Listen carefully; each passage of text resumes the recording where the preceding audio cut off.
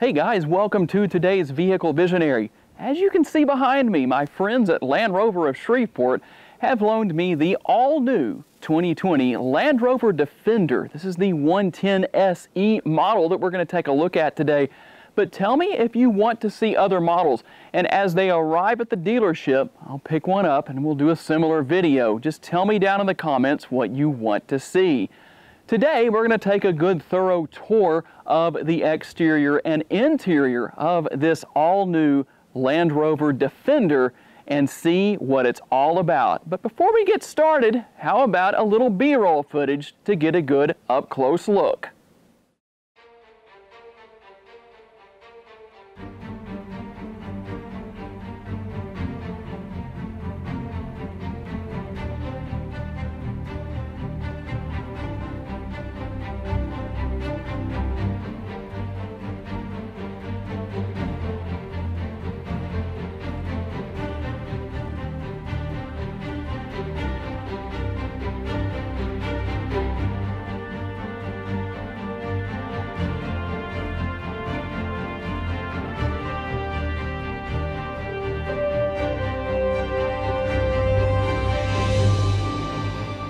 Now for the Land Rover Defender purist out there, tell me what you think. Are you pleased with the overall design on the 2020 model?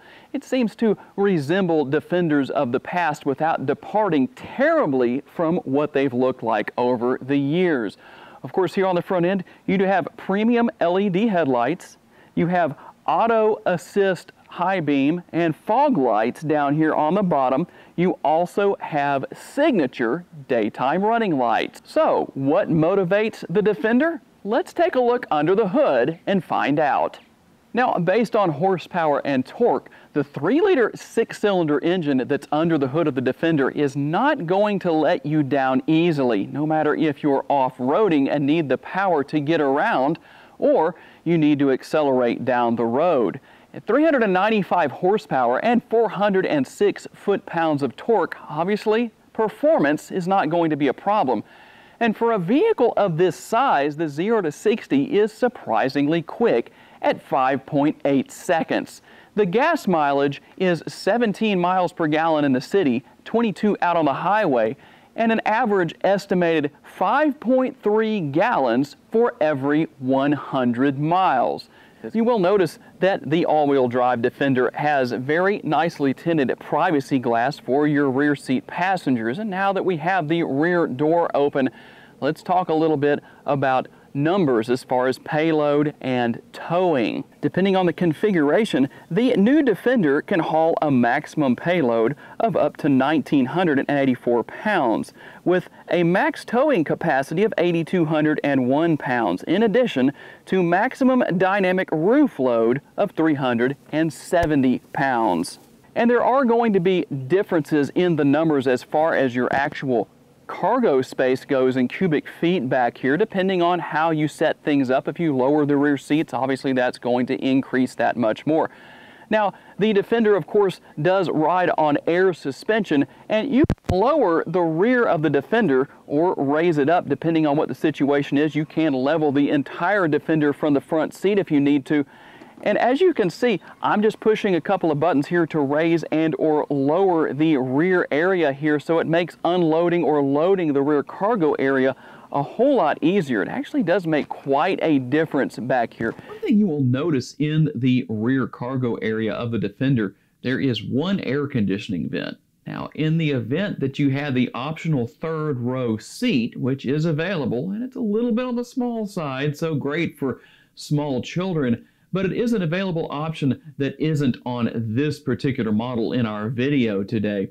But you would have two air conditioning vents, and that's why you have the fan speed control on the right-hand side of the rear of the Defender, as you see in this model. Although that could have its uses if you wanted to put a dog in the rear or whatever the case may be, that, you know, whatever needs to stay cool back there can do that without a problem. And of course, what you're looking at on the screen now are what are called the Safari windows. And the reason you see those going as far back as they do is obviously in case you have that third row, your third row passengers can look up into the air above the vehicle into the trees, or whatever the case may be. If you're out on safari, they can look up into the trees and see the birds or the animals that are in the trees or whatever's out there.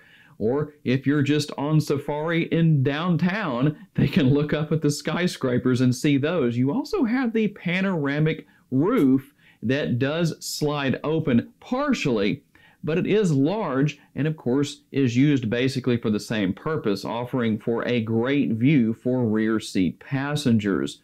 One thing you'll notice that's very interesting here on the rear of the center console, you do have air conditioning for the middle seat passengers or rear seat passengers in the case of this model. And the funny thing about it is that you see what appears to be dual zone climate control, but that's not actually what it is. Basically, when you turn those dials, both of those work in sync with each other and you cannot change that.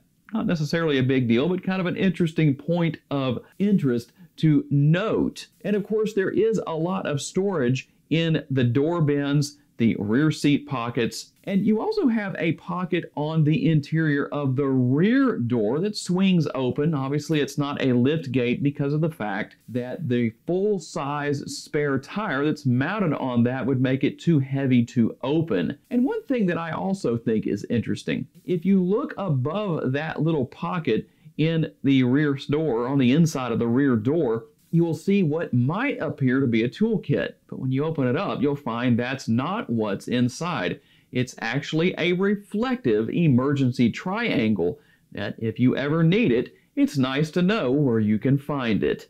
When it comes to the overall interior design and materials, you're not going to find high-end and luxurious as you would in the Range Rover Sport Autobiography or the Land Rover Discovery HSE, for example. But that most certainly does not equate to cheap, not by any means. Everything is purpose-made. It's rugged and durable and very easy to clean, for obvious reasons. You will also find the typical features such as Android Auto and Apple CarPlay, power fully adjustable driver and passenger seats, steering wheel mounted controls with all of the typical bells, whistles, and features, and of course a nice, easy to use and read instrument cluster. And when it comes to the center console, you'll find a reasonable amount of storage. You'll find cup holders that are concealed underneath the cover, as I'm showing you on the screen right now, and wireless charging. But here is one of my top favorite features. Inside of the console itself, you can keep some drinks or snacks nice and cold. That is actually chilled in there, as you can see on the screen, and there are two different settings for keeping things cool, or if you want to just turn that off, you can do that as well. And when it comes to the dual zone climate control, I often talk about multitaskers in the vehicles that I feature here on Vehicle Visionary, and that's most certainly what these controls are considered to be, as the control on the left-hand side not only controls the temperature on the driver's side in the front seat, but also is used to select the driving modes of the Defender.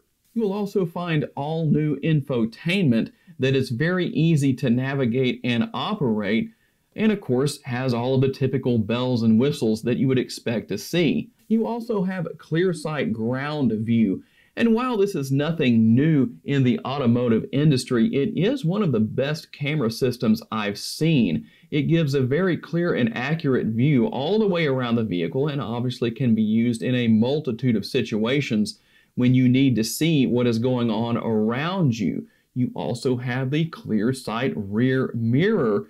And if you're wondering where the camera is for that, it's not actually the rear view camera that's located on the rear door of the Defender. It's actually located up on the top on what kind of looks like a shark fin up there. And it is adjustable, so while it looks like it's facing very high up, you can adjust that, even though I didn't do so in the video. And as far as connectivity goes, of course, you have the online pack, you have the remote app, software updates are available when needed, and of course, driving assistance is available with multiple safety features such as the clear exit monitor found on the doors themselves, rear traffic monitor, and adaptive cruise control, among many other features. The debut of the 2020 Land Rover Defender was obviously highly anticipated. Tell me if it was worth the wait, guys, and tell me if you're planning to pick one up or maybe you already have. I would like to thank my friends at Land Rover of Shreveport for loaning me this Land Rover Defender for the day. And if you want to see more Land Rover Defender videos, other models besides what we looked at today, tell me in the comments, like I asked earlier. Tell me what you want to see, not only with these Land Rover Defenders, but other vehicles as well. I'm always open to your requests. And of course, I'd like to thank all of you for being kind enough to take the time to watch. Thank you for your time, guys, and I look forward to seeing you in my next video.